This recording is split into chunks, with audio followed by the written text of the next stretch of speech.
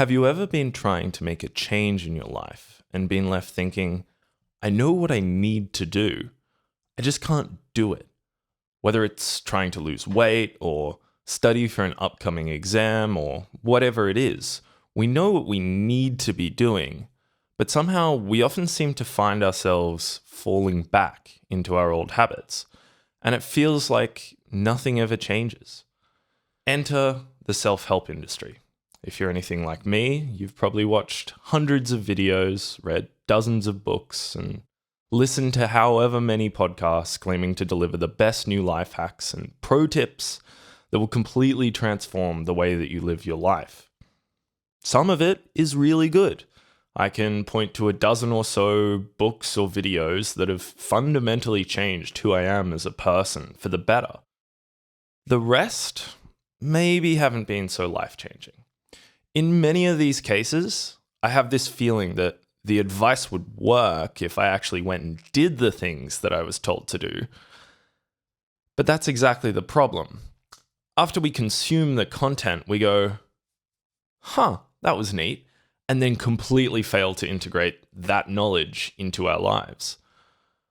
So why doesn't most of this stuff work? Is it us? Are we just lazy?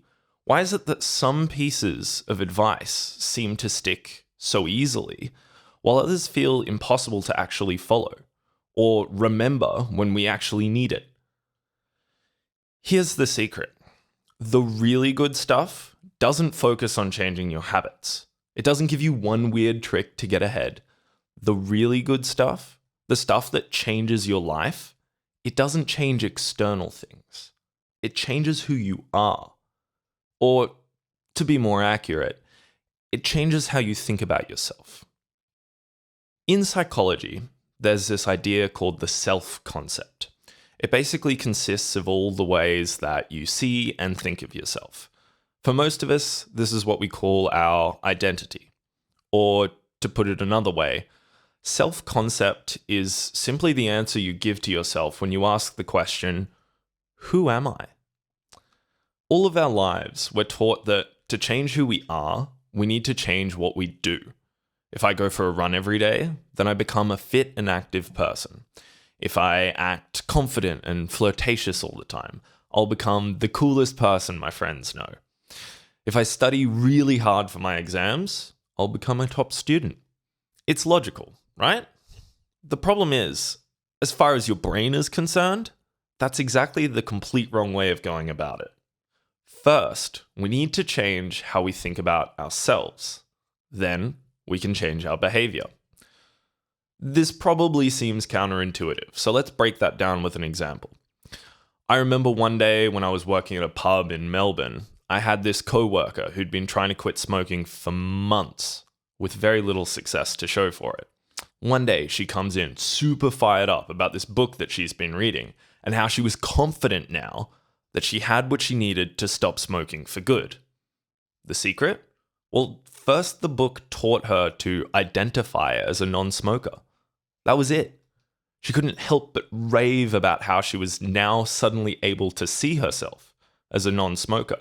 And suddenly she was confident that she could give up cigarettes for good. Sure, the rest of that book is full of exercises and examples to help you on that journey from there. But identity was the fundamental thing. To stop smoking, first, she had to see herself as a non-smoker. And when we think about it, this actually makes sense. If you're a smoker who's trying to give up cigarettes, quitting is going to be this long and painful process that's going to sap and drain every last bit of willpower you have until you eventually fold. And yet, millions of people go through every single day without smoking. These people don't even consider purchasing cigarettes, let alone smoking them. For them, it's easy. Why? Because they're non-smokers. In another example, a study showed that people who identify strongly as exercisers not only reported that they were more committed to exercise, but importantly, they actually ended up doing more workouts and they developed more tricks and strategies to make sure that they got to the gym on the days where they didn't feel like working out. It turns out that their identities were driving their behavior, not the other way around.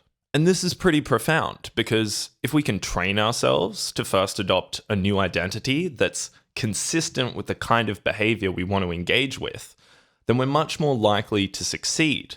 And we're going to have a much easier time doing so. So hopefully I've theoretically convinced you that we need to start with our identity in order to create effective behavioral change. But how do we actually apply this in practice? Let's talk about two powerful tools to make sure that our new identities actually stick. The first is to use the mighty power of the pen. If you've got a notebook or a journal or anything like that, turn to a new page and write the following phrase: I am a blank. Where instead of actually writing blank, you write the identity that you want to take on. Even better, write your new identity somewhere where you'll see it every single day. A sticky note on your bathroom mirror or a screenshot as your phone's lock screen are two pretty good examples. Every time you see that phrase, say it to yourself again. If you keep a journal, write that phrase at the start of every entry until it becomes something that you automatically think about, even when you're not sitting down in front of your journal. Once you've written something down, you've taken the first step towards committing to that identity. Our brains like to see ourselves as self-consistent. So what you're doing by writing things down is priming your brain to want to act in a way that's consistent with that new identity. And that's where our second tool comes in. I'll explain it with another example. Okay, so you're a marathon runner, or at least that's what you've told yourself and you've written down. The problem is you don't own any running shoes, and you can't remember the last time you actually went for a run, let alone attempted a marathon. So we have the identity part down. We just have the small problem of not quite having hit our external goal yet. That's okay.